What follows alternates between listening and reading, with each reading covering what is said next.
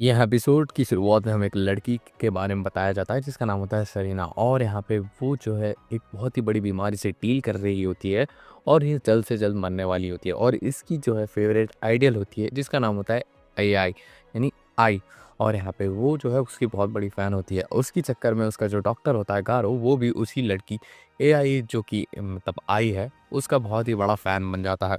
और कुछ समय के बाद सरीना का जो है देहांत हो जाता है। उसके बाद गारो जो है एकदम ही इंडल्ज हो जाता है वो सारी चीज़ों में, यानी वो जो है बहुत बड़ा फ़ैन हो जाता है आई का। लेकिन सडनली उसके क्लिनिक पे एक दिन आई आती है जो कि प्रेग्नेंट अवस्था में होती है, जिसे देख के तो वो शॉक हो जाता है। और यहाँ पे उसकी थोड़ी बहुत स्कैनिंग करता है जहाँ पे उसे पता लगता है कि वो जो है ट्विंस को पैदा करने वाली है, जो वो उसे बोल भी दे देता है। फिर यहाँ पे वो जो है उसके बारे में थोड़ी बहुत इन्फॉर्मेशन उसे पता लग जाती है कि इसके डैड कौन है, उसे नहीं पता होता। लेकिन ये वो ऐसे ही सोचता हुआ एक दिन जा रहा होता है। लेकिन तब यहाँ पे आई का जो है वो एक आइडियल है, बहुत बड़ी सेलिब्रिटी, तो उसका एक स्टॉकर होता है जिसका नाम होता है रियोसुके। और यहाँ पे वो जो है उसे धक्का दे के मरवा देता है। और यहाँ पे वो डॉक्टर का काम तमाम होता है। लेकिन कुछ समय बाद जब उसकी आंखें खुलती है तो वो जो है रिकार्निएट हुआ होता है आई के बेटे के रूप में। और यहाँ पे उसकी जो बेटी होती है उसका नाम होता है रूबी।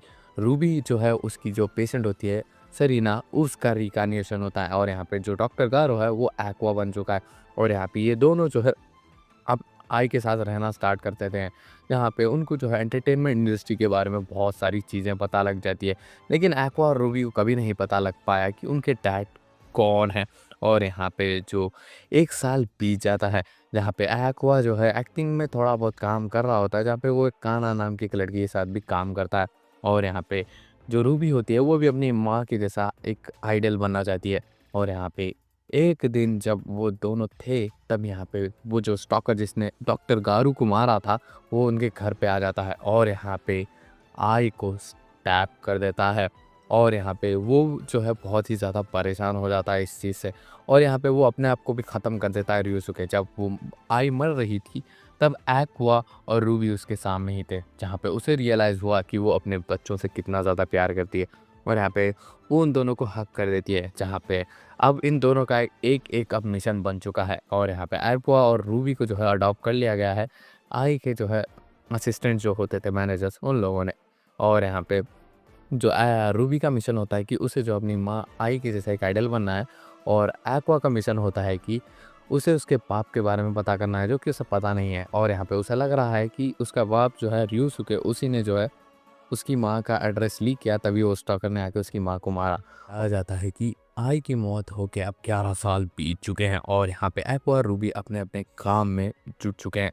और यहाँ पे जो बी कोमाची जो आई की एक बैंड थी, यानी आप समझ लीजिए आइडियल्स का ग्रुप था, वो अब बंद हो चुका है। और स्ट्रॉबेरी प्रोडक्शन जो कि उनका स्पॉन्सर था, या भी जो भी आप समझ लीजिए एजेंसी थी एआई की, मतलब आई की, वो बंद हो चुकी है ऑफिशियली। और मियाको ने भी इसे बंद कर दिया। और यहाँ पे हमें रूबी का सीन दिखाया जाता है जहाँ पे रूबी जो है बार बार ऑडिशंस देने लगती है। और यहाँ पे ढेर सारे ऑडिशंस देने के बाद भी उसे कोई भी अप्रूव नहीं कर रहा होता, क्योंकि एक्वा पीछे से उसे ये नहीं करना देना चाहता था ताकि वो उसका हाल भी उसकी माँ आई के जैसा ना हो जाए, जो कि उसके लिए बहुत ही ज़्यादा सैड होता है। यहाँ पे अपनी मेहनत जारी रख रही होती है रूबी, जहाँ पे रूबी को एक अंडरग्राउंड आर्टिस्ट के द्वारा जो है इनवाइट किया जाता है एक एजेंसी में। यहाँ पे वो बहुत ही ज़्यादा एक्साइटेड हो जाती है और अपने पोस्टर पैरेंट्स यानी जिन्होंने अडॉप्ट किया है जो कि मियाको है, उसे आके ये सारी बातें बता देती है। यहाँ पे मियाको जो है अब भरोसा नहीं कर रही होती है कि ये कोई ऐसा एजेंसी भी है। और यहाँ पे उसे जो है इसमें शॉर्ट खतरा दिख रहा होता है। तो यहाँ पे वो फाइनली रूबी की जान खतरे में नहीं डालना चाहती थी। और साथ ही साथ में प्रोडक्शन जो कि स्ट्रॉबेरी प्रोडक्शन 11 साल से बंद था आई की मौत के बाद से, अब उसे फाइनली वो ओपन कर रही है उसकी ही बेटी के साथ। इसे देख के वो उसे फर्स्ट एक्टर को साइन करती है जो कि और कोई नहीं रूबी है। फिर यहाँ पे हमें एक्वा का सीन दिखाया जाता है जो कि गोतांडा एक डायरेक्टर उनके साथ काम कर रहा होता है असिस्टेंट के द्वारा। यहाँ पे गोतांडा उसे बताते हैं कि तुम्हारा पोटेंशियल एक असिस्टेंट का नहीं, एक डायरेक्टर का भी है और साथ ही साथ में एक्टर का भी है। लेकिन यहाँ पे एक्वा बस जो है बैकग्राउंड में काम करना चाहता है इंडस्ट्री में, ताकि उसे जो है अपने बाप का पता लग सके। और यहाँ पे गोटांदा उसे समझाने की भी कोशिश कर रहे होते हैं। यहाँ पे फाइनली एक्वा और रूबी योटा हाई स्कूल में एडमिशन लेते हैं, जहाँ पे एक्टिंग वैक्टिंग सिखाई जाती है। और यहाँ पे ये दोनों जो है एडमिशन ले लेते हैं। लेकिन यहाँ पे उन्हें जो है उनका एक पुराना फ्रेंड काना मिलती है, जहाँ पे काना एकदम ही शॉक हो जाती है एक्वा को देख के और एक्साइटेड भी हो जाती है। लेकिन उसे पता लगता है कि एक्वा जो है आर्ट्स में एडमिशन नहीं लिया, वो बस जनरल कैटेगरी में है। वो एक्टिंग वैक्टिंग से उसका कोई लेना देना नहीं है कि एक्वा के पीछे जो है रूबी पड़ चुकी है और यहाँ पे वो उसे पूछ रही होती है कि बार बार कि तुम जो है वापस से एक्टिंग में क्यों नहीं आ जाते, तुमने ऐसा क्यों छोड़ा। यहाँ पे वो जो है बार बार उसे परेशान कर रही होती है, जहाँ पे वो किसे कहती है कि हम एक मांगा अडेप्टेशन कर रहे हैं जिसका नाम है स्वीट टुडे, उसमें एक रोल खाली है, अगर तुम चाहो तो मैं उसे दे सकती हूँ। और यहाँ पे उसके डायरेक्टर कुबारागी है। जहाँ पे ये बात सुन के उसे कुछ क्लिक होता है। यहाँ पे आयको ने जो है आई का जो है पर्सनल फ़ोन था जो कि बहुत ही ज़्यादा सीक्रेट था, उसमें जो है कावारागी का नंबर देखा था और यहाँ पे उसे जो है थोड़ा बहुत शक हो रहा था उसके ऊपर। यहाँ पे कावारागी से रिलेटेड यानी उसका बाप है नहीं ये जानने के लिए वो इस शो को करने के लिए तैयार हो जाता है। और यहाँ पे जो कान्हा है उसकी सजेशन के द्वारा उसे जो है एक विलन का रोल मिल जाता है, यानी सीरीज़ का मेन विलन एंटागनिस्ट का रोल मिल जाता है उसे। और फाइनली उसे पता लगता है कि ये स्वीट टुडे जो भी मांगा अडेप्टेशन बनाया जा रहा है वो बहुत ही ज़्यादा लो क्वालिटी का है। और यहाँ पे जो एक्टर्स काम कर रहे हैं यानी मेन लीड जो भी लोग हैं वो एक्टर्स नहीं मॉडल है, उनके लुक्स की वजह से जो है उन्हें लिया गया है। और यहाँ पे ये बात सुन के थोड़ा बहुत एक्वा चिंतित हो जाता है क्योंकि उसे एक्टिंग भी करने आती है अच्छे से। जहाँ पे कान्हा उसे बताती है कि उसे जो है अपनी एक्टिंग को रोक के रखना पड़ता है क्योंकि ये मॉडल्स उतनी अच्छी एक्टिंग नहीं करते और मैं उन्हें ओवर शेडो कर दूंगी तो बहुत ही ज़्यादा मुश्किल हो जाएगी। जब मैं छोटी थी तब से मुझे अच्छी एक्टिंग करने आती थी, लेकिन मेरा बिहेवियर उसकी वजह से सभी लोग मुझसे दूर होने लगे। धीरे धीरे करके जो भी मेरे पास रोल आते थे वो भी आना बंद हो चुके हैं। जहाँ पे एक्वा ये बात सुन के उसे कुछ भी फ़र्क नहीं पड़ रहा है, लेकिन जो कान्हा है वो उसे बताना चाहती थी। और यहाँ पे फाइनली शूट का दिन आ जाता है जहाँ पे एक्वा को एक स्टॉकर का रोल मिला होता है। जहाँ पे जब वो कावारागी जो कि डायरेक्टर है वो जब अपनी सिगरेट फूकता है और यहाँ पे उसके बर्ड को फेंक देता है, जहाँ पे एक्वा उसके सिगरेट बर्ड को कलेक्ट कर लेता है। और यहाँ पे कावारागी की बातें सुन के उसे पता लग जाता है कि वो बस गाना का इस्तेमाल कर रहा है अपने शो को थोड़ा बहुत प्रमोट करने के लिए, क्योंकि उसके शो में उतना कुछ पोटेंशियल नहीं है। जहाँ पे एक्वा अब वो जाने का डिसाइड कर रहा था, लेकिन अब वो कान्हा के लिए रुकने वाला है और है कि अब एक्वा और कान्हा और यहाँ पे एक्टर्स का शूटिंग स्टार्ट होने वाली थी। जहाँ पे एक्वा एक ऐसा सीन डिपेक्ट करता है अपनी स्किल्स के द्वारा जहाँ पे वो जो है कान्हा को हाईलाइट कर देता है, जहाँ पे कान्हा भी इसका जो है फ़ायदा उठाती है और अपनी एक्टिंग रेंज से बहुत ही ज़्यादा अच्छा आउटपुट कर देती है। यहाँ पे सोशल मीडिया पे इसकी बहुत ही ज़्यादा चर्चा होने लगती है। यहाँ पे सभी लोग कान्हा की एक्टिंग को वापस से बातचीत करने लगते हैं, यानी ट्रेंड में आ ही जाती है वो लड़की। फिर यहाँ पे हमें जो है उस ही शो जो कि स्वीट टुडे है उसकी पार्टी का सीन दिखाया जाता है, जहाँ पे एक्वा को पता लग चुका है कि कवारागी उसका डैड नहीं है, उसने उसका डीएनए टेस्ट करवाया था। और तब यहाँ पे उससे मिलने के लिए कावारागी ही आया होता है, जहाँ पे वो उसे बताता है कि तुमने बहुत ही ज़्यादा तगड़ा काम किया, लेकिन यहाँ पे मुझे जो है तुम्हारी माँ के बारे में कुछ पता है। जहाँ पे ये बात सुन के एक्वा शॉक हो जाता है। तब यहाँ पे वो बोलता है कि मैंने सुना है कि तुम अपने डैड को ढूंढ रहे हो, मुझे पता है कि आई जो है किसी के साथ बहुत ही ज़्यादा टाइम स्पेंड कर रही है। मैं उसका नाम तभी बताऊंगा अगर तुम जो है एक रियलिटी शो करने के लिए तैयार हो जाओ मेरे साथ, यानी मेरे प्रोडक्शन के अंदर। जहाँ पे ये बात सुन के एक्वा मान जाता है क्योंकि उसे डेस्परेटली जानना है कि उसका डैड कौन है। फिर यहाँ पे सीन चेंज होता है और यहाँ पे वो अपने स्कूल में आए होते हैं। यहाँ पे उनकी जो है मुलाकात वापस से कान्हा से होती है और यहाँ पे थोड़े और लड़कियों से भी होती है। मिनामी जो कि एक बहुत ही ज़्यादा पॉपुलर लड़की होती है और साथ ही साथ में फ्रील की भी एक लड़की होती है जिसके ग्रीन कलर के हेयर्स है, वो भी बहुत ही ज़्यादा पॉपुलर होती है। जहाँ पे अब ये सारी चीज़ें देख के रूबी को बहुत ही ज़्यादा अजीब लग रहा होता है क्योंकि उसने जो है अभी तक कोई कनेक्शंस भी नहीं बनाया और यहाँ पे इनकी उतनी वो पॉपुलर भी नहीं है। और यहाँ पे वो घर पे आके मिया को कहती है कि हमें स्ट्रॉबेरी प्रोडक्शन में और सारे आइडियल्स को जो है रिक्रूट करना चाहिए। जहाँ पे ये बात सुन के मिया को कहती है कि हमारे जैसे छोटे प्रोडक्शन हाउस में कोई भी नहीं आएगा। 11 साल पहले अगर ऐसी कोई बात होती तो को सब जने आने के लिए मरते थे इसमें, क्योंकि इसमें आई थी, लेकिन अब ऐसी बात नहीं है। तब यहाँ पे ये बात सुन के एक्वा कहता है कि हमें जो है जल्द से जल्द और सारे रिव्यूज़ डालने होंगे। मेरे हिसाब से तुम्हें जो है कान्हा से बात करनी चाहिए। है कि कान्हा बहुत ही ज़्यादा टेंशन में होती है क्योंकि वो अपने एक्टिंग करियर को खतरे में डाल के जो आइडल बनने का है उसके कॉन्ट्रैक्ट को साइन करती है ताकि वो एक्वा के पास और भी ज़्यादा आए, ताकि वो एक्वा को पसंद करती है ऑफ कोर्स फॉर रीज़न। यहाँ पे कान्हा को पता लगता है कि एक्वा एक रियलिटी शो कर रहा है, इसका नाम होता है my love with the star begins now, जिससे वो परेशान होती है। जहाँ पे इसमें कंसिस्टेंस का नाम होता है यूकी, जो कि एक फैशन मॉडल होती है, और दूसरा होता है नोबुयुकी जो कि एक डांसर होता है, और यहाँ पे तीसरी एक लड़की होती है जिसका नाम होता है अकाने, ये एक एक्ट्रेस होती है। चौथी चौथी एक लड़की होती है जिसका नाम होता है एमी, जो कि एक सोशल मीडिया इन्फ्लुएंसर होती है। और पाँचवा एक आदमी जिसका नाम होता है केंगो, जो कि एक कमाल का म्यूजिशियन होता है। जहाँ पे कान्हा जेलस होती है क्योंकि वो देखती है कि रियलिटी शो में एक्वा लड़कियों से बहुत ही ज़्यादा अच्छी तरीके से बात कर रहा है। और यहाँ पे वो बहुत ही ज़्यादा फ्रस्ट्रेट होती है इस चीज़ को देख के। यहाँ पे मिया को डिसाइड करती है कि ये जो एक्वा मतलब रूबी है और साथ ही साथ में कान्हा है, उसे जो है सोशल मीडिया के ऊपर लॉन्च करना होगा एज अ आइडियल। और यहाँ पे वो इसकी मदद के लिए पियोन नाम के एक आदमी को बताती है, जो कि एक सोशल मीडिया इन्फ्लुएंसर होता है और मसल्स मैन होता है। जहाँ पे वो उन दोनों को ढेर सारी जो है एक्सरसाइज डांसिंग वांसिंग कराता है। और यहाँ पे कहता है पियोन कि वो जो है कमाल का आर्टिस्ट है, और यहाँ पे किसी भी लड़की को पॉपुलर होना होता है वो हमारे साथ ही कोलैब कर दिया। और जहाँ पे पियोन जो है उन दोनों से पूछता है कि ये जो तुम्हारा बैंड है उसका नाम क्या रखा जाए। जहाँ पे फाइनली रूबी डिसाइड करती है कि उसका जो बैंड नेम होगा वो आई अपनी माँ के ऊपर ही होगा, यानी पी कुमाची। और यहाँ पे ये नाम से वो लोग जो है सोशल मीडिया पे अपनी प्रेजेंस स्टार्ट कर देते हैं। को हमसे कह रहा होता है कि ये जो एक्टर्स जो कि इस reality show my love with a star begins now में है, वो बहुत ही ज़्यादा कम एक्टिंग करते हैं और ज़्यादातर रियलिटी दिखाते हैं, जो कि देख के एक्वा थोड़ा बहुत तो शौक हो चुका था। फिर यहाँ पे हमें सीन दिखा जाता है कान्हा और रूबी का, जहाँ पे कान्हा रूबी को बताती है ईगो सर्फिंग के बारे में। जहाँ पे बेसिकली वो रूबी को बताती है कि हमें जो है इंटरनेट पे अपनी जो इमेज है वो बहुत ही ज़्यादा अच्छी तरीके से हैंडल करनी होगी। अगर कुछ भी ऊंच नीच हुई तो हमें जो है बहुत ही ज़्यादा बुलिंग फेस करनी पड़ेगी। जहाँ पे ये बात सुन के जो रूबी है वो अपनी चीज़ों को बहुत ही देख समझ के अब डिसाइड करने वाली है। फिर यहाँ पे हमें जो है वही रियलिटी शो के बारे में बताया जाता है कि यूकी, नोबुयुकी और केंगो के बीच में एक लव ट्रायंगल फँस रहा है, जिसकी वजह से उन्हें जो है ढेर सारा स्क्रीन टाइम मिल रहा है और पॉपुलैरिटी भी। और यहाँ पे ये सारी चीज़ें से जो है एक्वा दूर था और यहाँ पे अपने आप को बहुत ही ज़्यादा डिस्टेंस रख रहा है वही सारी चीज़ों से। और यहाँ पे और एक लड़की जो कि सोशल मीडिया इन्फ्लुएंसर एमी है, उसके तो इंटरनेट पर ढेर सारे फॉलोअर्स बढ़ रहे हैं। इसकी वजह से वो तो बहुत ही ज़्यादा खुश थी। लेकिन यहाँ पे आकाने, जो कि हमेशा हार्ड ट्राई कर रही थी, उसका स्क्रीन टाइम बढ़ ही नहीं रहा था, जिसकी वजह से वो बहुत ही ज़्यादा परेशान थी। उन सबसे ज़्यादा स्किल वाली होने के बाद भी उसका स्क्रीन टाइम कम था, क्योंकि वो कुछ ट्रायंगल्स नहीं बिठा रही होती है। और इसकी वजह से उसकी एजेंसी की तरफ से उसे प्रेशर आने लगता है और यहाँ पे वो बहुत ही ज़्यादा टेंशन में होने लगती है और उसका स्ट्रेस बढ़ने लगता है। तभी स्ट्रेस के चक्कर में गलती से वो यूकी के गाल पे एक स्लैश मार देती है, जिसकी वजह से हल्का सा उसका खून भी निकलता है।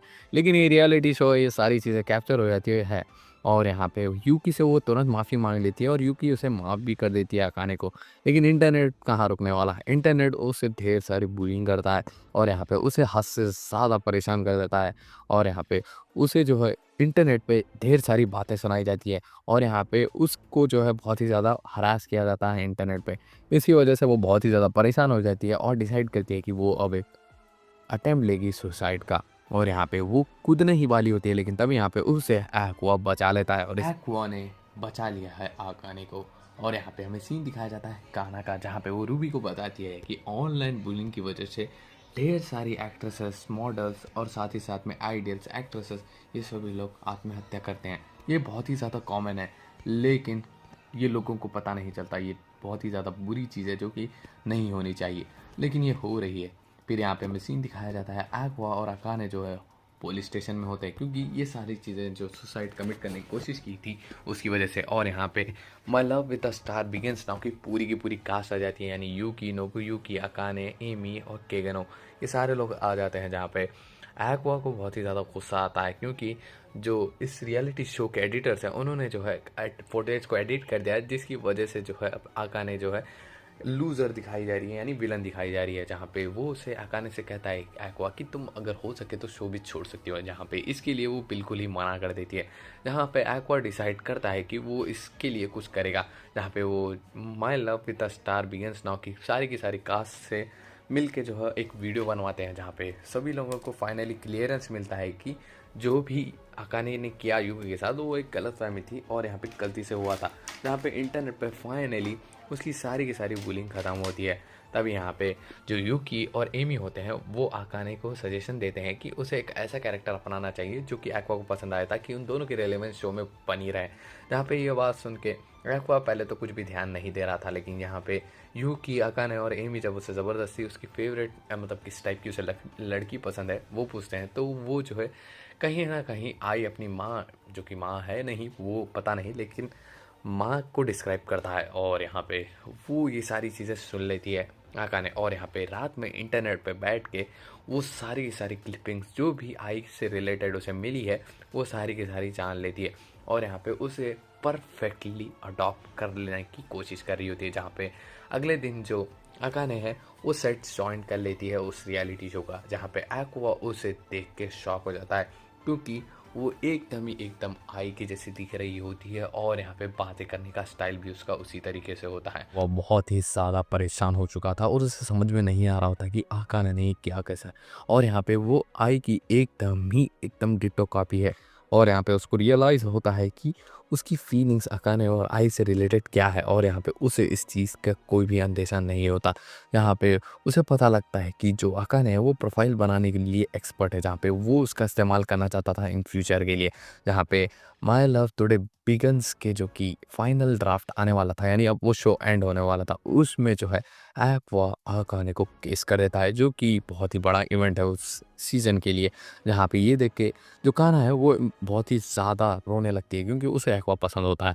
और यहाँ पे वो लोग एक पार्टी में मिलते हैं, जहाँ पे उसका जो प्रोड्यूसर होता है कवरागी, जिसने उससे वादा किया था कि वो आई से रिलेटेड कोई इन्फॉर्मेशन एक्वा को देने वाला है, वो उसे कहता है कि 1 हफ्ते के बाद एक मीटिंग सेट रखेंगे, उस टाइम मैं तुम्हें सारी चीज़ें बता दूंगा।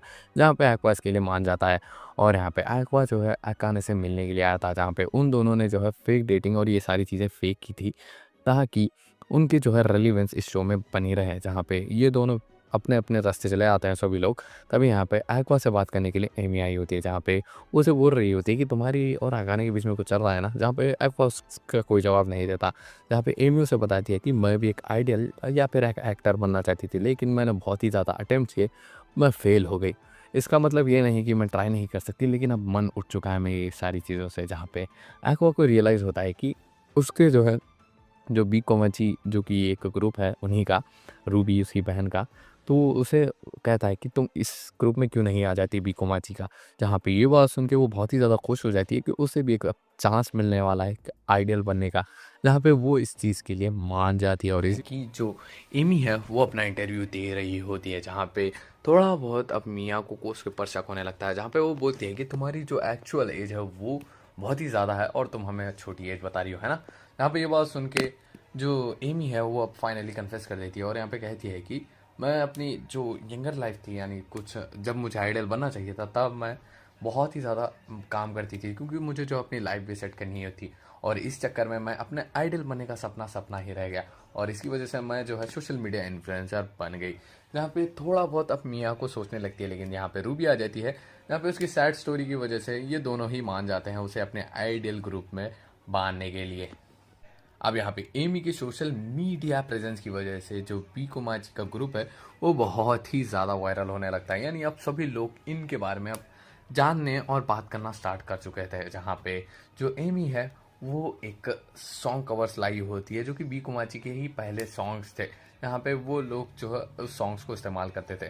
जहाँ पे ये सभी लोग जो है अब ये सॉन्ग्स के ऊपर प्रैक्टिस करना स्टार्ट कर देते हैं। जहाँ पे रूबी और साथ ही साथ में जो एमी है वो बहुत ही ज़्यादा अच्छा कर रही होती है, लेकिन काना इन सबके पीछे हट जा रही होती है, यानी उनके लेवल के ऊपर कम्पीट नहीं कर पा रही होती, जिसकी वजह से वो बहुत ही ज़्यादा फ्रस्ट्रेटेड थी। और यहाँ पे जो काना है वो एक्वा के बारे में सोच रही होती है, जो कि किस उसने आकाने को किया था। तब यहाँ पे एक्वा भी आ जाता है, उसे जो है ड्रिंक ऑफर करता है, लेकिन वो उसे मना कर देती है और यहाँ पे नहीं लेती, जिसकी वजह से वो बहुत ही ज़्यादा रूड बिहेव करने लगती है उससे। तब यहाँ पे हमें एक मीटिंग रूम का सीन दिखाया जाता है एक्वा और कोबरागी का, जहाँ पे एक्वा को वो बताता है कि जो उसकी माँ आई है वो जो थिएटर में काम कर रही थी लालिका, उसी में किसी एक आदमी से वो बहुत ही ज़्यादा क्लोज थी। जहाँ पे ये बात सुन के एक्वा के कान खड़े हो जाते हैं। तब यहाँ पे वो बोलता है कि तुम लोगों ने बी कोमाची वापस से रिवाइव किया है ना, उसमें मैं अपना प्रोडक्ट प्रोड्यूस करने वाला हूँ उस चीज़ को, यानी तुम मेरे साथ जॉइंट हो जाओ। जहाँ पे वो जापान आइडल कंपटीशन के लिए उसके ग्रुप को बुलाता है। जहाँ पे ये बात सुन के वो सभी लोग खुश हो जाते हैं। जहाँ पे बी कोमाची में वो तीनों लड़के यानी रूबी, काना और एमी सभी लोग तैयार हो जाते हैं। जहाँ पे रूबी और एमी में झगड़ा होने लगता है कि लीड परफॉर्मर कौन रहने वाला है। यहाँ पे इन दोनों के बीच में झगड़ा होता है, जहाँ पे वो लोग जो है कुछ सॉन्ग्स देखते हैं कान्हा के, जहाँ पे वो कान्हा के सॉन्ग्स देख के उन्हें पता लगता है कि ये जो है एकदम रूड है, लेकिन जब वो सॉन्ग्स में प्ले करती है तो बहुत ही ज़्यादा अच्छा होता है कि रूबी और कान्हा और साथ ही साथ में एमी को, जहाँ पे रूबी और एमी डिसाइड करते हैं कि सेंटर स्टेज कान्हा लेगी, जहाँ पे वो बेसिकली शुरू में मना करने लगती है क्योंकि उसे प्रेशर हैंडल नहीं होगा। लेकिन तभी यहाँ पे उन दोनों को सिंग करता हुआ देख के वो भी सिंग करना स्टार्ट कर देती है, और यहाँ पे वो लोग थोड़ा रेस्ट कर रहे होते हैं। तभी यहाँ पे मिया को आ जाती है जो कि उनकी हेल्प के लिए पियोन को लेके आई होती है। यहाँ पे पियोन इनकी मदद करता है और थोड़ी बहुत इन्फॉर्मेशन भी देता है। यहाँ पे पियोन वो और कोई नहीं एक्वा होता है जो कि इनकी मदद करने के लिए बार बार आता है। फिर यहाँ पे हमें रात का सीन दिखाया जाता है रूबी और कान्हा का, जहाँ पे कान्हा के बारे में थोड़ा बहुत जान जाती है रूबी, और यहाँ पे उसकी मोटिवेशन के लिए भी कि वो इतना ज़्यादा अपने आप को स्ट्रेस डाउन क्यों कर रही है। फिर यहाँ पे पानी पीने के लिए कान्हा नीचे आती है और उसे पता लगता है कि पियोन और कोई नहीं एक्वा है। फिर यहाँ पे अगले दिन फाइनली जापान आइडल इवेंट के लिए वो पहुँच जाते हैं, जहाँ पे वो देखते हैं कि यहाँ पे ढेर सारे रूकी आर्टिस्ट होते हैं, यानी अंडररेटेड आर्टिस्ट, जो अपनी पोजीशनिंग के लिए बहुत ही ज़्यादा मारपीट करने लगते हैं, यानी झगड़ा कर रहे होते हैं। और यहाँ पे इस चक्कर में रूबी कान्हा के सामने आके बहुत ही ज़्यादा परेशान होते हुए कहती है कि इन सब के बीच में हम कैसे स्टैंड आउट करेंगे। तब यहाँ पे ये बात देख के जो कान्हा है वो उसे कहती है कि मुझे खुद बहुत ही ज़्यादा डर लग रहा है, इसीलिए मैं जो है लीड सिंगर का रोल नहीं करना चाहती थी। लेकिन तब यहाँ पे उसे मोटिवेट करते हुए रूबी कहती है कि अगर हम हारे तो हारे, एटलीस्ट हम लोगों ने ट्राई तो किया। इस चीज़ को ध्यान रखेंगे, अगर हम कुछ बेहतर करना चाहते हैं तो पहले हमें कॉन्फिडेंट होना चाहिए। लेकिन हम हारेंगे तो उसका मतलब ये नहीं है कि हमने अपना 100% नहीं दिया, हमें पहले तो अपना 100% देना होगा। और फाइनली उन लोगों की बारी आ जाती है जहाँ पे बैक स्टेज में जो कान्हा होती है वो एक्सेप्ट कर लेती है अपना role as a lead singer, यहाँ पे सेंटर ऑफ अट्रैक्शन। और यहाँ पे वो लोग अब स्टेज की तरफ आगे बढ़ने लगते हैं, और इसी के साथ फाइनली जो बीकोमाची है उनकी परफॉर्मेंस स्टार्ट हो जाती है, जहाँ पे वो लोग बहुत ही ज़्यादा अच्छा परफॉर्म कर रहे होते हैं और इन सब से अच्छी कान्हा परफॉर्म कर रही होती है। लेकिन धीरे धीरे कान्हा का मोटिवेशन जा रहा होता है, क्योंकि ऑडियंस में सभी लोग रूबी और एमी को देखने के लिए आए होते हैं और उन्हीं का नाम चला रहे होते हैं। और यहाँ पे कान्हा हल धीरे धीरे डिमोटिवेट हो रही थी, लेकिन तभी यहाँ पे ऑडियंस में वो देखती है कि एक्वा उसके लिए चेयर कर रहा होता है, जिसे देख के कान्हा अपना मोटिवेशन पैक्ट कर लेती है, और यहाँ पे वो जो है बहुत ही ज़्यादा एनर्जी से अपनी परफॉर्मेंस देने लगती है, और इनका परफॉर्मेंस यानी बीकोमाची का हिट हो जाता है। और यहाँ पे ये लोग सक्सेसफुली ये सारी चीज़ें कर लेते हैं, जहाँ पे कार में जाते समय एक्वा जो है कान्हा से रिलेटेड सारी चीज़ें मिसअंडरस्टैंडिंग क्लियर कर देता है कि कान्हा से जो भी उसका रिलेशनशिप था वो बस उस शो के लिए था और प्रोफेशनल था। जहाँ पे ये बात सुन के जो कान्हा होती है वो रिलीफ फील होती है और बाकी नॉर्मल हो जाती है वो एक्वा के साथ। यहाँ पे एमी को रियलाइज़ होता है कि कान्हा, एक्वा और आकाने के बीच में एक लव ट्रायंगल बन रहा है, और यहाँ पे वो शॉक हो जाती है। तब यहाँ पे हमें काबुरागी का सीन दिखाया जाता है, जहाँ पे टोक्यो ब्लेड की लाइव अडेप्टेशन के लिए काबुरागी को कास्टिंग कॉल करने के लिए कहा गया था। फिर यहाँ पे हमें पता लगता है कि उसमें एक्वा भी कास्ट हो चुका है, आकाने भी कास्ट हो चुकी है और काने भी, जहाँ पे आकाने और काने एक राइवल्स है, जहाँ पे आकाने, काने और यहाँ पे एक्वा के बीच में जो टोक्यो ब्लेड है उसमें लव ट्रायंगल होने वाला था, जो कि एक रियल लाइफ इंसिडेंट इनके साथ चल रहा है, जहाँ पे कान्हा और अकाने जो है चाइल्ड एक्ट्रेसेस रहे समय से एक दूसरे के दुश्मन थे, और यहाँ पे वो लोग एक दूसरे को अपने सामने कंट्रोल भी नहीं कर पाते, जहाँ पे उन दोनों को एक्वा को शेयर करना होगा शो में भी और रियल लाइफ में भी, जिसकी वजह से इन दोनों के बीच में बहुत ही ज़्यादा इंटेंस राइवलरी होने लगती है। और यहाँ पे एक्वा ये सारी चीज़ों को देख रहा होता है, और यहाँ पे हमें सीन दिखाया जाता है रूबी का। यहाँ पे रूबी अपनी माँ की खबर यानी आई की खबर की तरफ जा रही होती है, ताकि वो उन्हें और एक बार प्रे कर सके, जहाँ पे एक्वा डिसाइड करता है कि वो अपने डैड को ज़रूर से ज़रूर ढूंढ के रहेगा। और इसी के साथ